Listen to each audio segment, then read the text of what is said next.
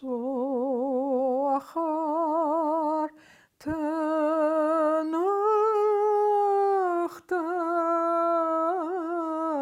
ak.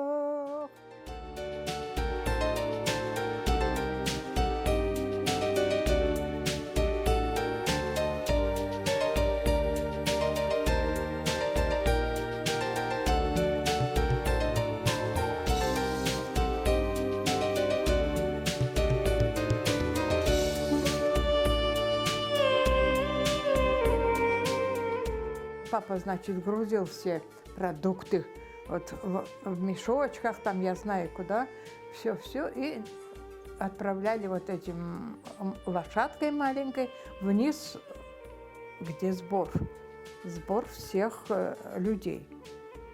Вот она вот перетаскивала наши вещи, перетаскивала. Ну, где-то до обеда нас уже оттуда начали, так сказать, просить. Это я культурно говорю, ну там уже смотришь, соседи, значит, начали в комнаты лезть, что-то. Отец говорит, что вы делаете, говорит. Мы ж, наверное, вернемся. Ага, да, говорит, вернетесь.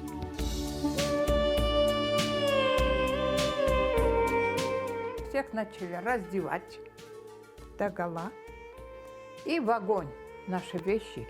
Мы все были вшивые, отстригли нас. У меня вот такие были длинные волосы, мои кучерявые волосы в огонь выбросили.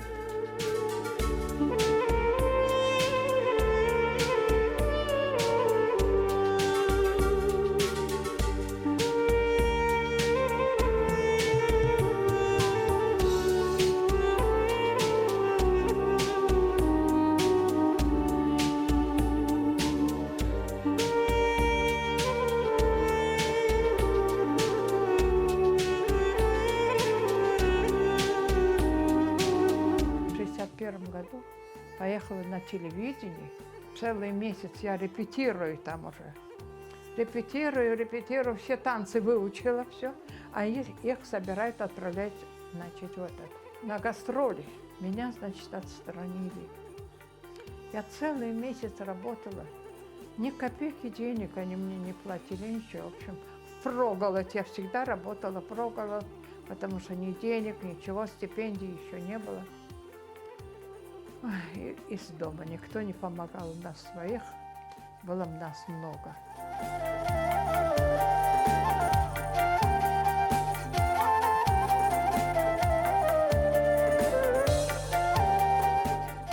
Берут на работу с окладом 90 рублей. Я чуть в обморок не упала. Самая высокая зарплата была в хоровой капелле 90 рублей. Люди работали 10-15 лет уже, такие старые, закоренелые, как говорится. Вдруг мне, девчонка с улицы, 90 рублей поставили, представляете? Но я была настолько загружена, что я зарабатывала эти 90 рублей. Всю программу за столько лет. Вот такой талмуд. Хоровая капелла поет. Ну, они же на гастроли собираются. Я день и ночь, я бросила консерваторию, забросила. Я день и ночь учу партии.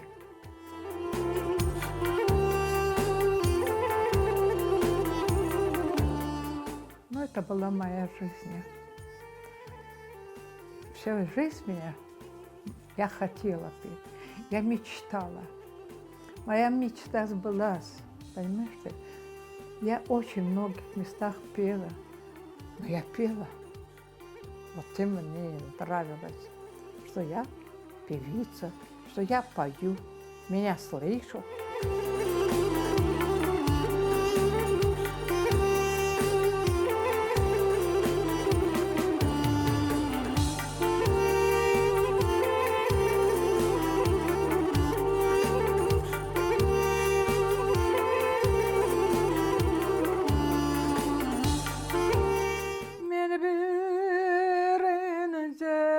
Kamışım ateşle yanmışım.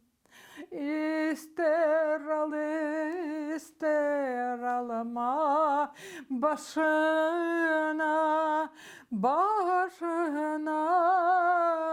başına yazılmışa.